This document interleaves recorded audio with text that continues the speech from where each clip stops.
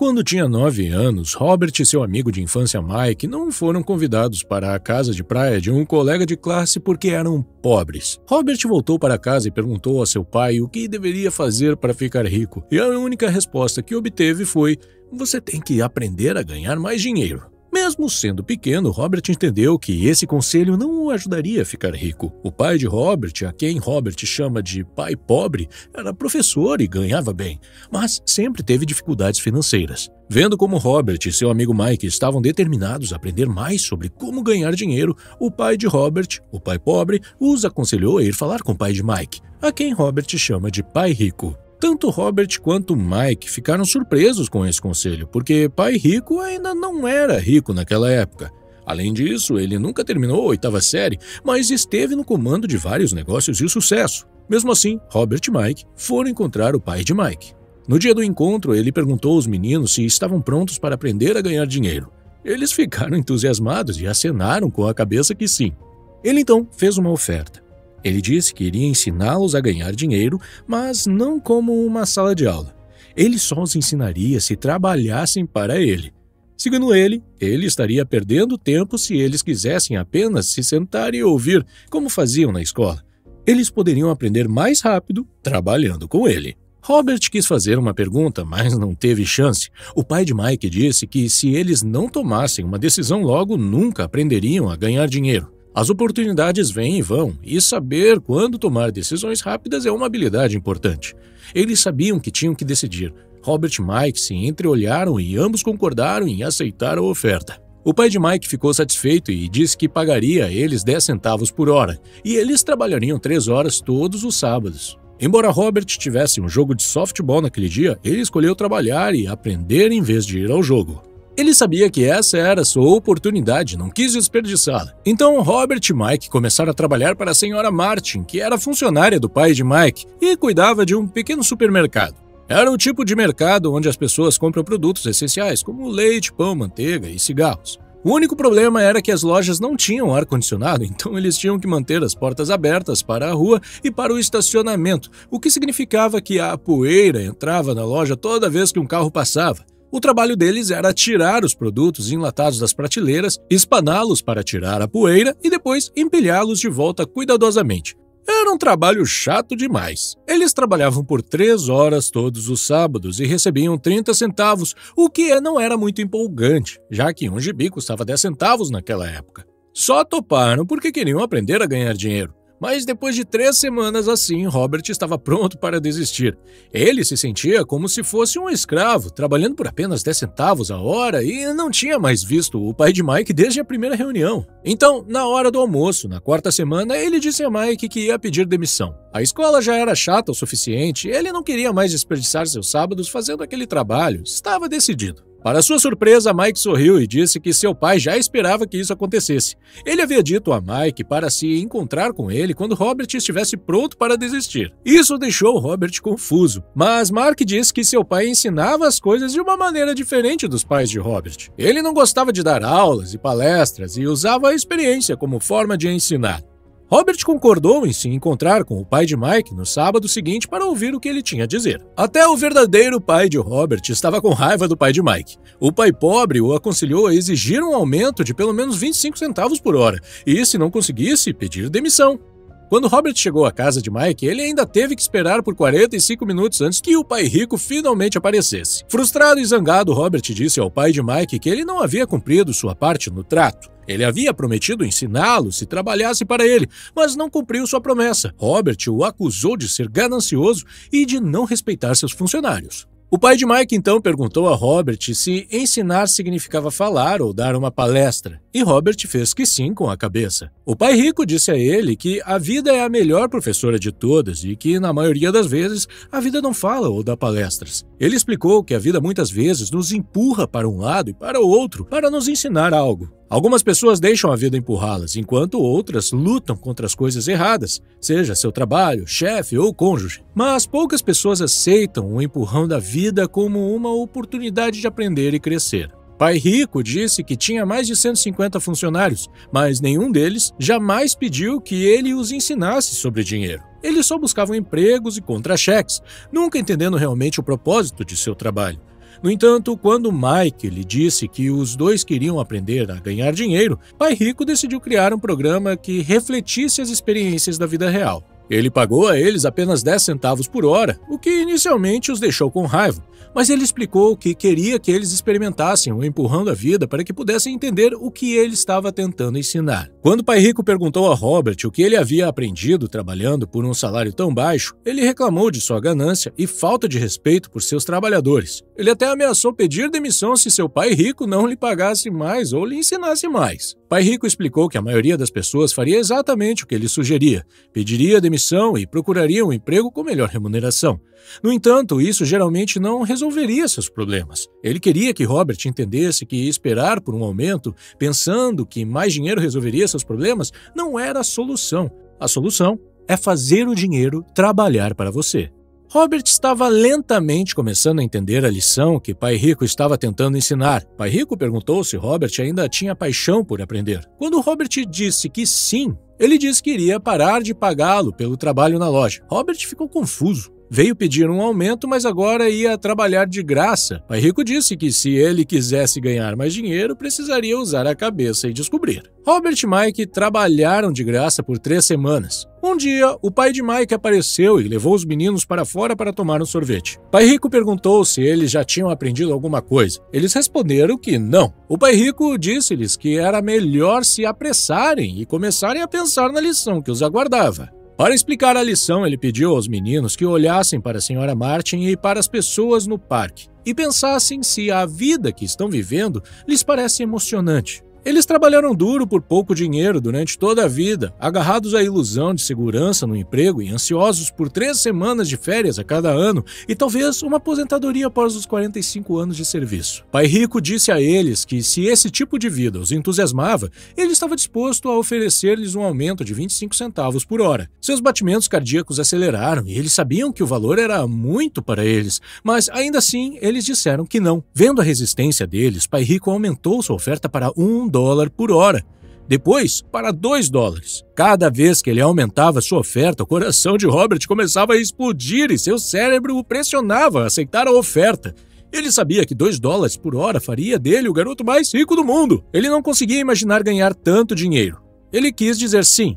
Ele já podia imaginar uma bicicleta nova, uma nova luva de beisebol e a adoração de seus amigos quando ele exibisse o dinheiro. Mas, de alguma forma, sua boca permaneceu fechada. Pai Rico estava olhando para os 2 garotos que o encaravam de volta, olhos arregalados e cérebros vazios. Ele os estava testando e sabia que havia uma parte de suas emoções que queria aceitar o acordo. Ele sabia que cada pessoa tem uma parte fraca e carente de sua alma que pode ser comprada, e ele sabia que cada indivíduo também tinha uma parte de sua alma que era resiliente e nunca poderia ser comprada. Era apenas uma questão de qual das partes era mais forte. Então, ele fez uma oferta final de $5 por hora. De repente, as expressões dos meninos mudaram e seus olhares vazios se transformaram em calma. Era como se a tentação desaparecesse naquele momento. Eles sentiram que a parte de sua alma, que era fraca e carente, foi silenciada. E quem assumiu o controle foi a parte que não tinha preço. O Pai Rico disse que era bom que não tivessem preço. A maioria das pessoas tem preço, porque suas vidas eram controladas pelo medo e pela ganância. O medo de ficar sem dinheiro os faz trabalhar duro por um salário, mas assim que eles têm o dinheiro, a ganância os faz pensar em todas as coisas que poderiam comprar, o que os faz precisar de mais dinheiro, o que os faz gastar mais e trabalhar mais. É o que o Pai Rico chamava de corrida de rato. Mike perguntou se havia outra maneira e Pai Rico disse que sim, mas poucas pessoas sabem disso. Mike queria saber qual era, e Pai Rico disse que aprenderiam trabalhando com ele de graça. Mike pediu uma pista e Pai Rico respondeu que o primeiro passo é dizer a verdade. Quando questionado sobre qual verdade, ele respondeu que era sobre como eles se sentiam, e eles deveriam confessar para si mesmos, não para os outros. Pai Rico expressou dúvidas de que as pessoas que trabalham para ele sejam capazes de confessar sua verdade. Em vez disso, eles sentem medo de não ter dinheiro e respondem emocionalmente, em vez de logicamente. Eles não confrontam seus medos e suas emoções acabam por controlar seus cérebros. Eles trabalham para ganhar dinheiro, esperando que isso alivie seu medo. Mas isso nunca acontece. O dinheiro governa suas emoções e almas, mas eles se recusam a reconhecer essa verdade. Pai Rico os incentivou a evitar essa armadilha, afirmando que ser rico não resolve o problema. E quando lhe perguntaram o porquê, ele apresentou a outra emoção-chave: o desejo. É comum as pessoas desejarem coisas melhores, mais bonitas ou mais excitantes. Muitas vezes trabalham por dinheiro porque acham que isso os fará felizes, mas a felicidade do dinheiro dura pouco. Muitas pessoas ricas são realmente movidas pelo medo, pensando que o dinheiro os fará se sentirem seguras. No entanto, acabam com medo de perder tudo, o que os deixa ainda mais ansiosas do que quando eram pobres. As emoções muitas vezes controlam nossos pensamentos e o medo pode nos levar a tomar decisões que não resolvem o problema real. Por exemplo, quando alguém tem medo de não ter dinheiro suficiente, pode pensar que conseguir um emprego é a única solução. Mas na realidade, o emprego é apenas uma solução temporária para um problema de longo prazo. É importante aprender a pensar por nós mesmos e não deixar que nossas emoções nos controlem. Pai Rico disse que viu esperança quando os dois meninos concordaram em trabalhar de graça. E também deram o primeiro passo quando resistiram às emoções e à tentação de ganhar um salário maior por hora. Eles estavam aprendendo a pensar, apesar de estarem emocionalmente carregados. Ele disse a eles para continuarem trabalhando e quanto mais cedo se esquecessem de precisar de um contra-cheque, mais fácil seria sua vida adulta. Ele os encorajou a continuar usando seu cérebro trabalhando de graça e logo somente lhes mostrariam maneiras de ganhar dinheiro muito além do que jamais poderia pagar. Eles seriam capazes de ver coisas que os outros não veriam. No momento em que vissem uma oportunidade, eles a veriam pelo resto de suas vidas. Os meninos seguiram o conselho de Pai Rico e logo viram uma oportunidade de criar uma biblioteca onde as crianças pudessem pagar uma taxa de admissão e ler quantos gibis quisessem. Eles contrataram a irmã mais nova de Mike para ser bibliotecária-chefe. Ela cobrou de cada criança 10 centavos pela entrada na biblioteca. Era uma pechincha para as crianças, já que uma história em quadrinhos custava 10 centavos cada, e poderiam ler 5 ou 6 em 2 horas. Mike e Robert ganharam em média $9,50 por semana durante um período de 3 meses. Eles pagavam à irmã deles $1 por semana e permitiam que ela lesse os quadrinhos de graça. Eles tiveram que fechar a biblioteca depois de 3 meses por causa de uma briga que aconteceu lá, mas já haviam aprendido como fazer o dinheiro trabalhar para eles, mesmo quando não estavam fisicamente presentes. Eles aprenderam a primeira lição: ricos não trabalham por dinheiro. Eles estavam prontos para aprender mais, e o pai de Mike estava pronto para ensiná-los. Lição 2. Por que ensinar literacia financeira? Quando as pessoas perguntam a Robert por onde começar a enriquecer, ele dá a mesma resposta que seu pai rico lhe deu. Se você quer ser rico, precisa ser alfabetizado financeiramente. Por exemplo, contabilidade é uma matéria chata e confusa, mas absolutamente crucial para o sucesso financeiro. Para facilitar, Pai Rico usou figuras e uma linguagem simples para ensiná-la aos dois meninos. Uma das primeiras coisas que Pai Rico explicou a Robert e Mike foi a diferença entre um ativo e um passivo. Ele disse que se você quer ser rico, a única coisa que precisa fazer é comprar ativos. Isso é tudo o que você precisa saber para ficar rico. Mas, apesar de ser tão simples, é algo que muita gente não entende. Quando o Pai Rico explicou pela primeira vez a Robert e Mike, eles pensaram que estava brincando porque o conceito era muito simples.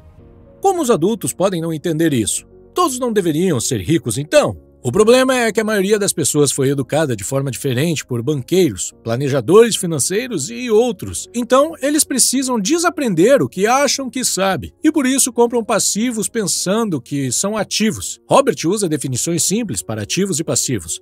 Ativo é algo que coloca dinheiro no seu bolso e passivo é algo que tira dinheiro do seu bolso. Este é o padrão de fluxo de caixa de um ativo. A parte superior do diagrama é um demonstrativo de renda, geralmente chamado de demonstração de lucros ou prejuízos. Ela exibe receitas e despesas, dinheiro que entra e dinheiro que sai. A parte inferior do diagrama é um balanço. Chama-se assim porque deve equilibrar os ativos contra os passivos. Os ativos aumentam sua renda. Eles colocam dinheiro no seu bolso. Por exemplo, se você tem uma casa e aluga, ela é um ativo, porque ela coloca dinheiro no seu bolso todos os meses. Este é um padrão de fluxo de caixa de um passivo.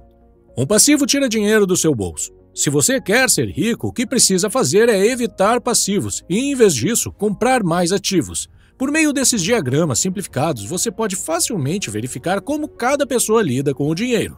Robert diz que muitas vezes os endividados acham que a resposta para o problema é ganhar mais dinheiro. Só que mais dinheiro nem sempre resolve os problemas, e ainda por cima pode agravá-los. É por isso que muitas pessoas que recebem um súbito ganho inesperado, ganham na loteria ou recebem uma herança, conseguem acabar com tudo rapidamente. Um aumento no caixa só resulta em um aumento nos gastos. O que falta para muitas pessoas é educação financeira. É por isso que algumas pessoas podem ter sucesso em suas profissões e ainda assim ter problemas financeiros. Eles podem ter aprendido como ganhar dinheiro, mas não como administrá-lo. As pessoas podem ser muito inteligentes e ainda ser analfabetas quando se trata de finanças. Elas aprendem a trabalhar por dinheiro, mas não como fazer o dinheiro trabalhar para elas. Muitas pessoas ainda acreditam que sua casa é um ativo, mas Robert ensina que uma casa é um passivo, porque tira dinheiro do seu bolso por meio de impostos e outras despesas. Isso não significa que você não possa comprar uma casa. Você pode, claro, mas primeiro compre ativos que gerem o fluxo de caixa necessário para pagar a casa. Robert diz que se você quiser ficar rico, tudo o que precisa fazer é comprar mais ativos geradores de renda e manter seus passivos e despesas baixos. E quando você saberá que possui riqueza suficiente? Robert usa a seguinte definição para riqueza. Riqueza é a capacidade de uma pessoa sobreviver tantos dias à frente.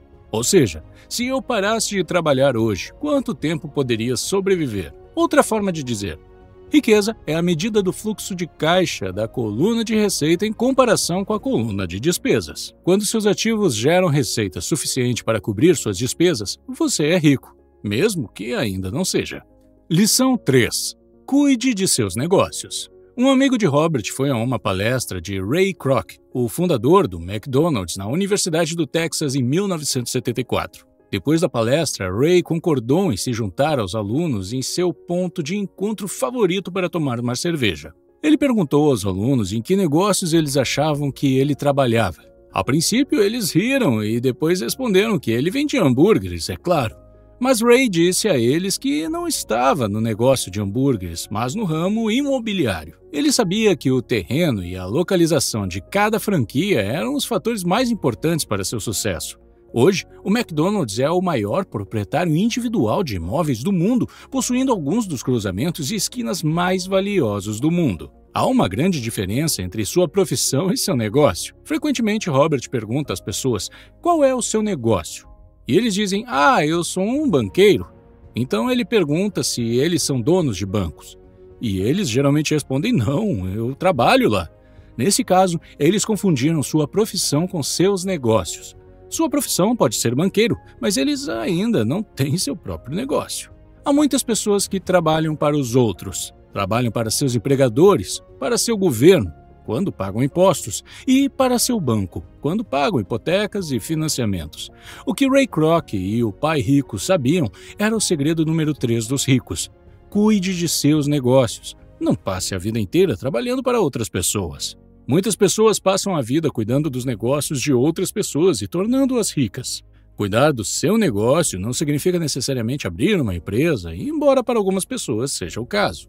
Em vez disso, seu negócio gira em torno de sua coluna de ativos, não de sua coluna de receita. Mantenha seu emprego diurno, mas comece a comprar ativos reais, não passivos que perdem valor assim que você finaliza a compra. Mantenha as despesas baixas, reduza os passivos e construa diligentemente uma base sólida de ativos. Os pais precisam ensinar isso aos jovens antes de saírem de casa, para que entendam o que é um verdadeiro bem e não se vejam presos a um estilo de vida repleto de dívidas. Robert diz que os ativos de verdade se enquadram nas seguintes categorias. 1. Negócios que não requerem sua presença. Ele é o dono, mas são administrados ou gerenciados por outras pessoas. Se ele tem que trabalhar lá, não é um negócio, é um emprego. 2. Ações. 3. Títulos. 4. Imóveis geradores de renda. 6. Royalties de propriedade intelectual, como música e patentes. 7. Qualquer outra coisa que tenha valor, produza renda ou valorize e tenha mercado. Adquira ativos que você ama. Robert adora imóveis e, portanto, passa muito tempo pensando e comprando imóveis. Se você não gosta de imóveis, não invista neles. Mesmo enquanto trabalhava na Xerox, Robert cuidava de seus próprios negócios. Ele manteve seu emprego diário e lentamente construiu uma coluna de ativos. Quanto mais ele entendia de contabilidade e gestão de caixa, melhor ele analisava os investimentos e, eventualmente, criou sua própria empresa. Ele não recomenda que as pessoas abram uma empresa a menos que realmente tenham desejo de fazê-lo. Caso contrário, ele os aconselha a manter seu trabalho diário e cuidar de seus negócios, construir e manter sua coluna de ativos forte. À medida que o fluxo de caixa cresce, você pode se entregar a luxos, mas apenas se o fluxo de caixa permitir. Construa a coluna de ativos e deixe que a renda gerada por esses ativos pague pelos luxos. Quando os ativos geram renda suficiente para cobrir luxos, é quando você pode comprá-los. Lição 4. A história dos impostos e o poder das empresas. Muitas pessoas veem Robin Hood como um herói, tirando dos ricos e dando aos pobres. Pai Rico não compartilhava dessa opinião. Ele dizia que Robin Hood era um vigarista. Embora o sentimento popular seja de que os ricos deveriam pagar mais impostos e dar aos pobres, na realidade é a classe média que é pesadamente tributada, e especialmente a classe média alta que teve acesso à educação formal. Para entender como isso acontece, Robert faz um breve histórico dos impostos. Na Inglaterra e nos Estados Unidos, originalmente não havia impostos, apenas taxas temporárias ocasionais para pagar coisas como guerras. Em 1874, a Inglaterra tornou o imposto de renda uma taxa permanente para seus cidadãos. E em 1913 foram os Estados Unidos que tornaram permanente o imposto de renda. Esses países conseguiram que os impostos fossem aceitos pela maioria porque inicialmente eram cobrados apenas dos ricos. No entanto, embora o imposto de renda tenha sido criado para punir os ricos, acabou punindo aqueles que votaram na existência do imposto, ou seja, os pobres e a classe média. Pai Rico explicou que ele e Pai Pobre eram opostos. O pai pobre, como funcionário do governo, era recompensado se gastasse dinheiro e contratasse pessoas, tornando sua organização maior. Mas o pai rico, quanto menos pessoas ele contratava e quanto menos dinheiro gastava, mais respeitado era por seus investidores. O pai pobre acreditava sinceramente que o governo deveria ajudar as pessoas. Para Robert, foi um desafio trabalhar para um dos maiores capitalistas da cidade e voltar para a casa de um importante líder do governo. Não era fácil saber em qual pai acreditar. Mas com o tempo, enquanto Robert estudava a história dos impostos, ele viu uma perspectiva interessante. À medida que o apetite do governo por dinheiro crescia, os impostos logo precisariam ser cobrados da classe média e, a partir daí, eles continuariam indo para as classes cada vez mais baixas. Mas os ricos viram uma oportunidade porque eles não jogam com as mesmas regras. Corporações que se tornaram populares na época dos navios à vela ofereciam uma maneira de contornar os impostos. Compreender a estrutura corporativa legal deu aos ricos uma grande vantagem e permitiu-lhes ser mais espertos que os intelectuais. Uma corporação é simplesmente um documento legal que cria uma entidade legal. Não é realmente uma coisa, não é uma fábrica ou um grupo de pessoas, mas oferece uma taxa de imposto de renda mais baixa do que os indivíduos têm. É por isso que a maioria das pessoas ricas do planeta não paga impostos ou paga uma porcentagem muito pequena de sua renda como impostos. Tentativas de punir os ricos raramente funcionam porque os ricos encontram maneiras de minimizar sua carga tributária. Lição 5. Os ricos inventam o dinheiro. Nossa mente é o ativo mais importante. Se você a treinar do jeito certo, milhões podem ser feitos a partir de uma simples ideia ou de um acordo. Se você aumentar sua inteligência financeira, começará a ver coisas que os outros não veem. Em outras palavras, você começará a inventar dinheiro. Por exemplo, no início dos anos 90, a economia do Arizona, nos Estados Unidos, era terrível. Enquanto a maioria das pessoas estava assustada e alerta por causa da crise econômica, Robert e sua esposa Kim ganharam muito dinheiro. Robert dá um exemplo de compra de uma casa no valor de $75 mil por $20 mil. Eles tiveram que dar $2.000 como entrada, mas não tinham. Então, pediram ao amigo que emprestasse $2.000 por uma taxa de $200. O amigo concordou e, enquanto a compra estava sendo processada, Robert veiculou um anúncio anunciando a mesma casa de $75 mil por apenas $60 mil. E não exigiu nenhum pagamento inicial dos compradores. Assim que a casa passou a ser legalmente sua, ele a vendeu em minutos. E os 40 mil foram criados quase que do nada. Tempo total de trabalho, 5 horas. O que este exemplo simplificado ilustra é como as ideias podem gerar centenas de milhares de dólares se você melhorar sua inteligência financeira e ver o que os outros deixam passar. Robert diz: os mercados sobem e caem, os investimentos vêm e vão.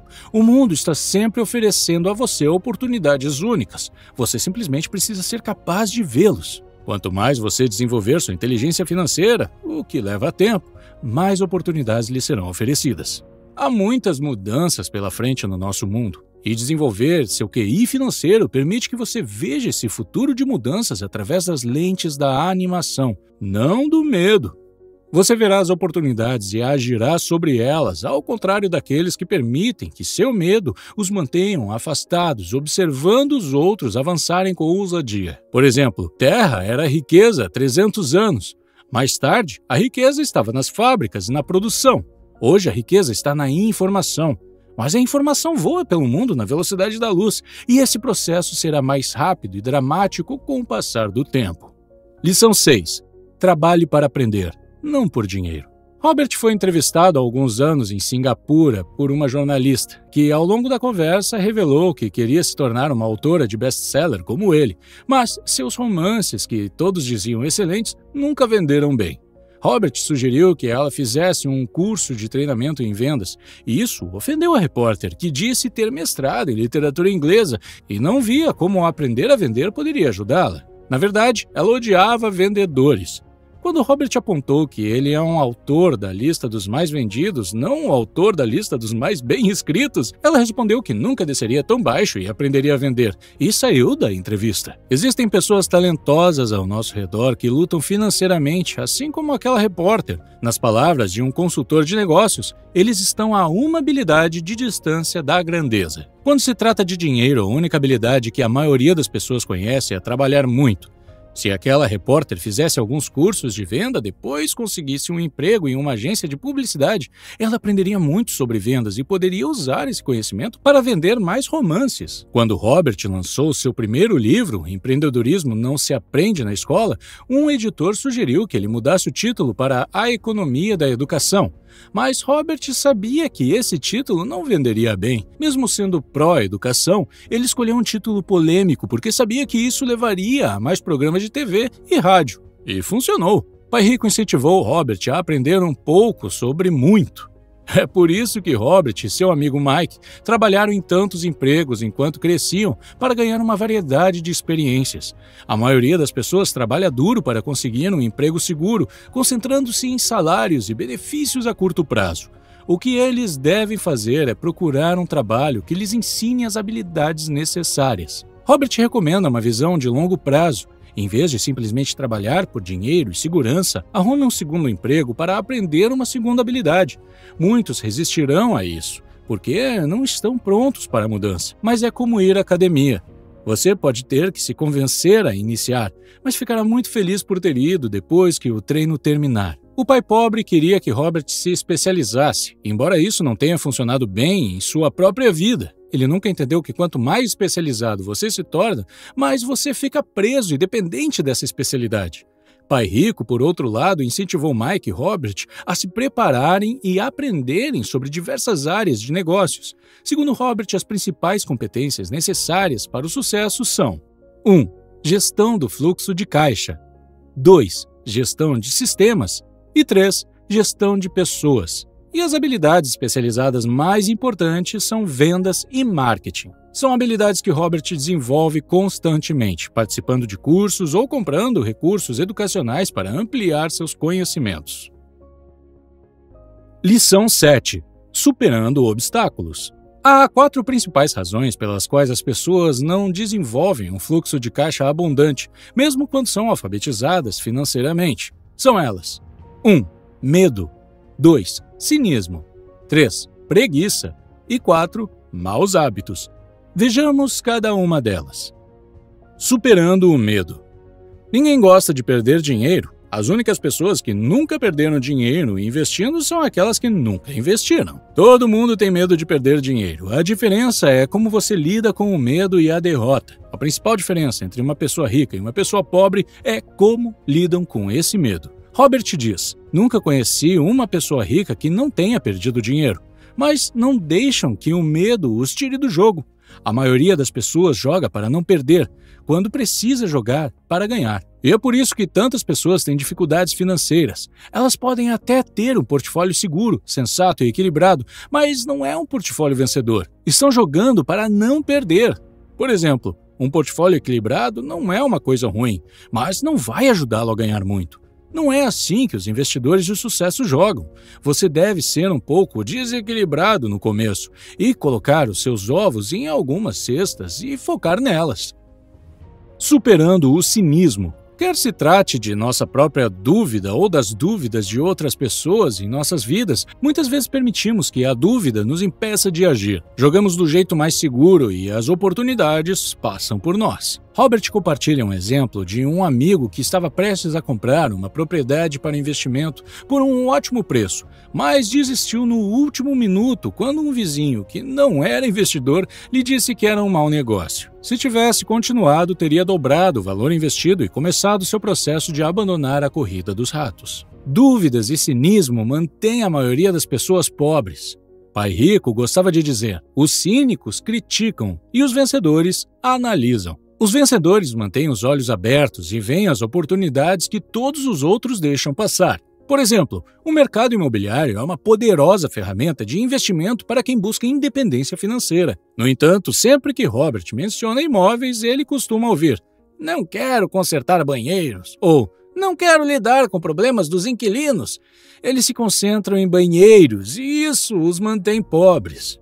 Superando a preguiça. Qual é a cura da preguiça? Um pouco de ganância. Isso pode ser difícil de ouvir porque muitos de nós fomos criados para ver a ganância ou a ambição como uma coisa ruim. Em vez de dizer "não posso pagar", mude sua mentalidade para "como posso pagar". Isso abre sua mente e o força a pensar em soluções. "Não posso pagar" é mentira. O espírito humano sabe que tudo pode. Ao dizer que não pode fazer algo, você está criando um conflito entre seu espírito e sua mente preguiçosa. Como posso pagar? Cria uma mente mais forte e um espírito dinâmico. Sem essa pequena ganância, o desejo de ter algo melhor não seria possível. Nosso mundo progride porque todos nós desejamos uma vida melhor. Novas coisas são inventadas porque desejamos algo melhor. Nós vamos para a escola e estudamos muito porque queremos algo melhor. Muita ganância é ruim, mas um pouco é motivação.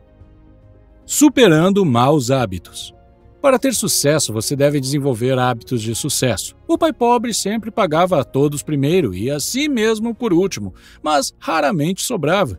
Este era seu hábito. Pelo contrário, o pai rico sempre pagava a si mesmo primeiro, mesmo que estivesse com pouco dinheiro. Ele sabia que os credores e o governo reclamariam se ele não os pagasse.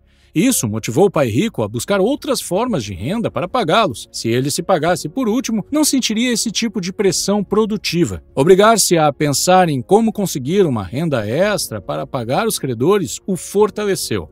É isso por hoje.